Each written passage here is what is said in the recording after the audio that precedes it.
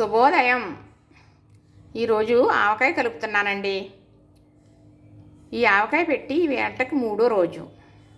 3 రోజుల తర్వాత మళ్ళీ ఆవకాయ కలపాలి. పైది కిందకి, కిందది పైకి కలిపి మళ్ళా నూనె పోసి, నూనె కనపడాలి, ముక్కలు కనపడకుండా అలా పోసి జాడీలు అయితే వాసన కట్టేసుకుని, మళ్ళీ వాసన అంటే మూత వేసిన పైన క్లాత్ కడతామన్నమాట.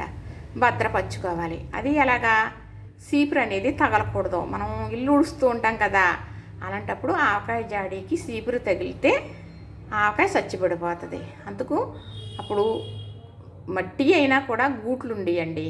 ఇప్పుడంటే బోర్ని రకరకాల శలకలు ఉంటున్నాయి, ఆ గూట్లో పెట్టుకునేవారు అందకుండా. మరి అలాగే ఏదన్నా ఎత్తి మీద పెట్టేవారు, అలాగా భద్రపరుచుకునేవారు. అలాగైతేనే సంవత్సరం అంతా నిలవ ఉంటుంది ఆవకాయ. అంత భద్రంగా చూసుకునేవారు. నిజంగా అలాగే ఉండేది.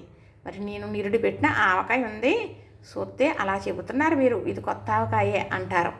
అలా ఉంది. తీసి అది కూడా మీకు నేను చూపిస్తాను. మరి పూర్వం కుండల్లోని, జాడీల్లోని పెట్టేవారు. అందులో కలపాలి అంటే చెక్క కర్రలు ఉంటాయన్నమాట. చేతి కర్రలని పెద్దవారి చేతితో పట్టుకుని నడుపుతారు. ఆ కర్ర శుభ్రంగా కడిగి ఎండబెట్టి ఆ కర్రతో కలిపేవారు. చెక్క తెడ్లు ఉండేవి. అదే గరిట్లాగే గుంటుండి తెడ్డని పొడుగ్గా ఉంటుంది అన్నమాట. అప్పుడు పూర్వం వంటలు వండటానికి, పెద్ద పెద్ద వంటలకి అవి ఉపయోగించేవారు. అలాగే చిన్న వంటలకు కూడా చిన్న తెడ్లు ఉండేవి అనుకోండి. ఇంట్లోకి కూడా ఆ తెడ్డుతో కూడా కలుపుతారన్నమాట. ఎందుకంటే జాడీ అయినా కుండ అయినా దెబ్బ తగలకుండా ఉంటుందని అలాంటి మందపాటలతో కలిపేవారు అన్నమాట. ఇలాంటిగా ఉండి గట్టెట్టులతోటి కలపరు. అలాగా కలిపి మరి 1 గంట ఆ జాడీ పళంగా, కుండ అయితే కుండ, జాడీ అయితే జాడీ ఎండలో ఉంచేసేవారు.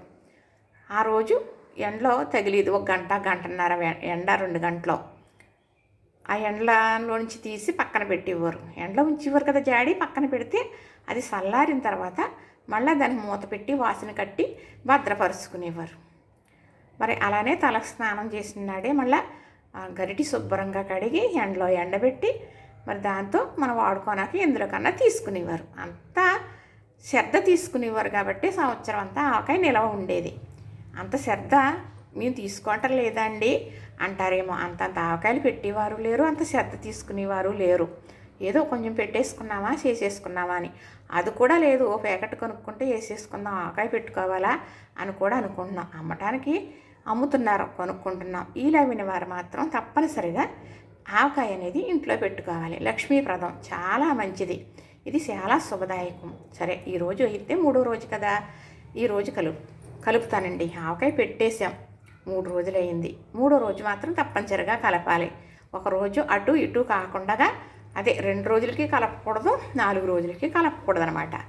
3వ రోజుని తప్పనిసరిగా కలిపి మళ్ళీ అది భద్రపరచుకోవాలి. ఆ రోజైతే అన్నంలో వేసుకు తినేస్తారండి ఎంతో ఇష్టంగా.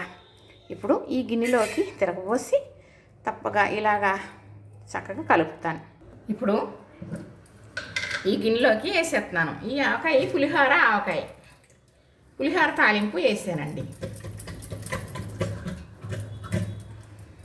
ఇలా గిన్నెలో వేసుకుని కలుపుకుంటే బాగా కలుపుతుందని దీన్ని గిన్నెలో వేసేస్తున్నాను అన్నమాట. పులుసు అయితే బాగానే ఊరిందండి. పులుపు మరేమో స్పీచు అవి చక్కగా ఉంది. ఇది చాలా బాగా ఉంది. మరి నేను కొంచెమే పెట్టాను. కొంచెం అంటే అంత కొంచెం ఏమీ కాదనుకోండి. మరి ఇది కొంచెం, మరి పాప వస్తే తీసుకెళ్తుంది, పెద్ద పాప. అలాగే నాకు తెలిసిన వారు ఉన్నారు, కొంచెం అది ఇవ్వాలి. అందుకు ఈ మాత్రం పెట్టాను. చక్కగా చూసారా, పోపు వేసాను, కలిపాను. ఆ రోజు చూపించాను మీకు. మరి ఇప్పుడు మళ్ళీ కొంచెం పోపు వేసి మళ్ళీ చూపించడం కోసం పులిహోర ఆవకాయ. పులిహోర ఆవకాయ అంటే ఇందులో ఆవపిండి ఏ రకంగా వేసానో, తాలింపు ఏ రకంగా వేసానో, పులిహోర ఆవకాయ పెట్టానండి వీడియో. చాలామంది చూస్తున్నారు, చక్కగా నచ్చేసిందిలా ఉందంటే చూస్తున్నారు. ఇందులో పోపు వేసాను, మీకు ఆల్రెడీ చూపిస్తాను. మీకు ఇదిగో, మీకు పోపు వేసినట్టు తెలుపుతుంది కదా. మరి ఈ ఆవకాయ వేసుకుని అన్నం తింటే నిజంగా పులిహోర తిన్నట్టే ఉంటుంది. మరి ఆవకాయ పులుపు ఉంటుంది కదా, పోపు వేసాం కదా, ఆవపిండి వేసాం కదా, అందుకు ఆవకాయ రుచే వస్తుంది. చాలా అంతకన్నా వేరే రుచిగా చాలా బాగుంటుంది. ఇంకో చూసారా, కరివేపాకు, ఎండుమిర్చి, అలాగే మినపగుళ్ళు ఏపి చల్లార్చేసాను. అంటే ఇందులో పోపు వేసాను, మరలా మీకు చూపించడం కోసం. పోపే కదా, ఏమీ పర్వాలేదు.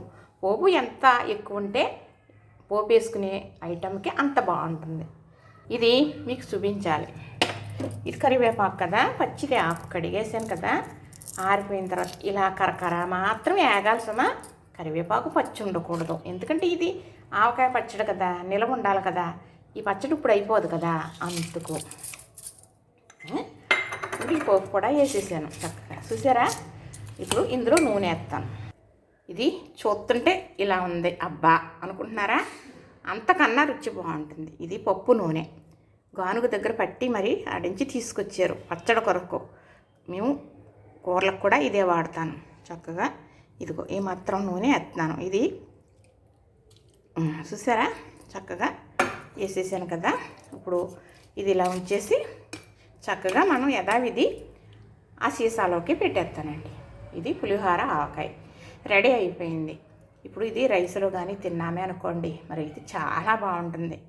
ఇప్పుడు ఇది తర్వాత మళ్ళీ నేను రైసు కలిపి చూపిస్తాను. మరి నీ షార్ట్ తీయాలి అంటే ఈ వీడియో క్లోజ్ చేసేయాలి, అప్పుడు తీయాలి. నాకు తెలీదు, అస్సలు తెలీదు. తెలియని దాన్ని ఇలా చేసుకొస్తూ ఉన్నాను. మరి మీ ఎంకరేజ్ ఉంటే ఇంకా తెలుసుకోగలనేమో. మరి నాకు తెలియని దాన్ని ఇలా చేయగలిగానని ఒక పేరు కూడా వస్తుందేమో మీ వల్ల. మీలో ఆ పరమేశ్వరుడు ఉండాలని నేను మనస్ఫూర్తిగా కోరుకుంటున్నాను. పులిహోర ఆవకాయ రెడీ అయిపోయింది. చూశారు కదా, నచ్చింది కదా. ఇంతేనండి. మరో వీడియోలో కలిపి మీకు మళ్ళీ చూపిస్తాను. లైక్ చేయండి, షేర్ చేయండి, సబ్స్క్రైబ్ చేయండి. చూసిన వారు ఎవ్వరూ కూడా మా అమ్మాయిలతో సహా లైక్ చేయటం లేదు.